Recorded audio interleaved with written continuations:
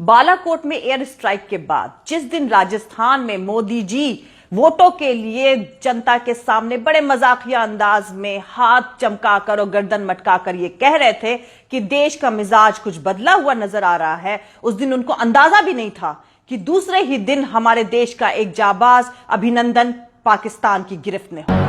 Balakot air strike के बाद जिस वक्त हमारे देश का घटिया और बिकाऊ मीडिया यह दावा कर रहा था कि हमने पाकिस्तान को तमाचा मार दिया है, उस वक्त दूसरे मुल्क के अखबारों से पता चला कि हमारा देश खुद एक मुश्किल दौर से गुजर रहा है और हमारे लड़ाकू जहाज मार गिराए। जिस वक्त हमारे देश का बिकाऊ मीडिया यह दावा कर रहा था कि बालाकोट एयर स्ट्राइक में दहशतगर्दियों के कैंप्स नेस्त नाबूद कर दिए गए हैं और 300 दहशतगर्दियों को मार गिराया गया है, उस वक्त दूसरे मुल्कों के मीडिया से पता चला कि ये सारे दावे गलत हैं।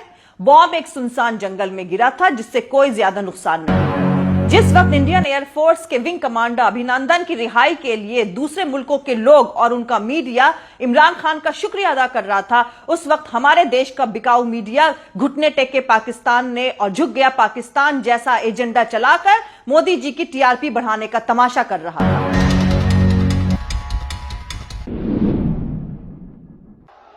आज आपका मिजाज कुछ और लग रहा है। आपकी ये भावनाएं, आपका ये उत्साह, आपका ये जोश मैं भली भांति समझ रहा हूं।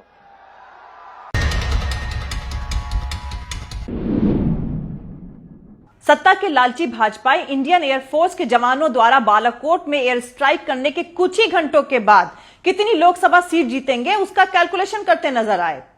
कर्नाटक से भाजपा के पूर्व मुख्यमंत्री येदियुरप्पा तो 44 जवानों की शहादत पर 28 में से 22 सीटें जीतने का दावा कर रहे हैं।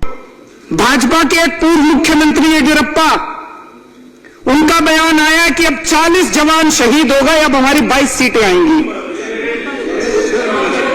मैं इनसे पूछना चाहता हूं, 300 सीट लेने के लिए कितने लोगों को शहीद करोगे? हमारे कितने जवानों को शहीद करोगे? कितनी लाश और चाहिए तुम लोगों को? हमारे कितने जवानों के घर बर्बाद करोगे? कितने परिवार बर्बाद करोगे? कितने मां के बच्चे छीनोगे? कितनी औरतों को बेवा करोगे तुमको 300 सीट लाने के लिए? लानत है ऐसी पार्टी के ऊपर, लानत है ऐसी सरकार पे। सिर्फ 15 दिनों में 49 Indian soldiers, 5 high rank officers, 4 fighter pilots और 2 फाइटर जेट्स के गंवाने के बाद भी मोदी जी देश सुरक्षित हाथों में होने का दावा कर रहे हैं और बॉर्डर को मजबूत करने के बजाय खेल ऐप का उद्घाटन और मेरा बूथ सबसे मजबूत का खेल खेल रहे हैं। पुलवामा में सीआरपीएफ काफिले के ऊपर हुए हमले के ऊपर उठे सवालों का जवाब न देने के लिए उसे बालाकोट एयर स्ट्राइक की तरफ मोड़ दिया गया है। अभी भारत की सरकार को अंतर्राष्ट्रीय समुदाय के सामने यह साबित करना है कि पुलवामा हमले में कौन कौन लोग शामिल थे, इतने बड़े सीआरपीएफ के काफिले को कैसे असुरक्षित छोड़ दिया गया, पर उनको ये सब सवालों का जवाब देने में दिलचस्पी नहीं है। उनकी दिलचस्पी है इस मसले को दूसरी तरफ मोड़ देने के लिए। इसलिए वोटों के लिए पुलवामा की आड़ में उन्होंने इंडियन एयरफोर्स के पायलट्स को बालाकोट में एयर स्ट्राइक के लिए भेज दिया। दूसरे दिन पाकिस्तान ने भी जवाब दिया, उनके विमान भी हिंदुस्तान की सीमा के अंदर आए, उन्होंने एक हिंदुस्तानी विमान को गिरा दिया और उसके पायलट को पकड़ लिया। पाकिस्तान का दावा है कि उसने हिंदुस्तान के 2 लड़ाकू जहाज मार गिराए हैं, पर हिंदुस्तान कह रहा है कि उनका एक ही जहाज उधर गिरा है। सत्ता की भूखी ये भाजपा सरकार चुनाव जीतने के लिए न जाने कितनी माओ की गोद उजाड़ेगी और न जाने कितनी महिलाओं को विधवा बनाएगी। जंग में सबसे पहले जिस चीज को मौत के घाट उतारा जाता है वो है सच्चाई, क्योंकि जंग शुरू करने वाले दोनों देश की सरकारें ये नहीं चाहती कि सच्चाई अवाम तक पहुंचे।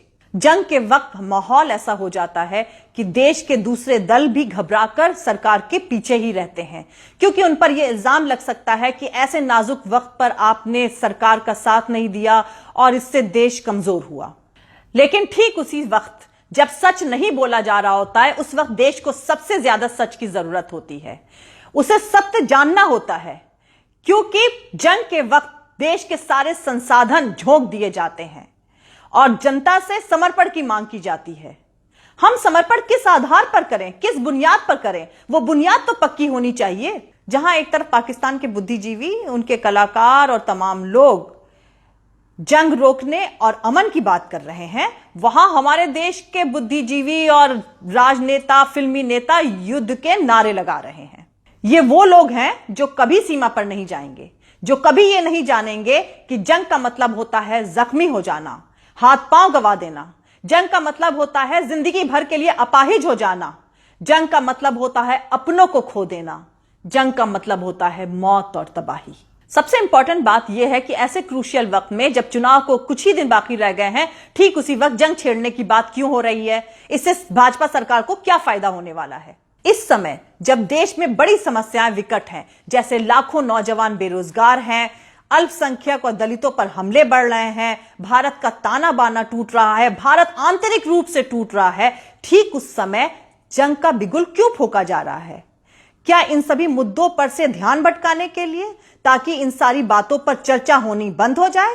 और इन सब में सबसे ज्यादा शामिल है देश का बिकाऊ मीडिया, जो छक्के छुड़ा देंगे, घुस कर मारेंगे जैसी बातें करके सत्य पर पर्दा डालकर भाजपा सरकार को चुनाव में फायदा पहुंचाने के काम में लगा हुआ है। दोस्तों, इस वक्त आप सबको सच जानने से रोका जा रहा है और आप लोगों का फर्ज है कि सच जानने के लिए सरकारी दावों की पड़ताल।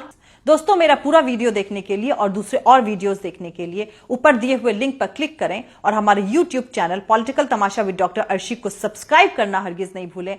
आप हमें फॉलो भी कर सकते हैं हमारे ट्विटर, इंस्टाग्राम और फेसबुक पेज पर। Thank you. मिलते हैं अगले वीडियो में।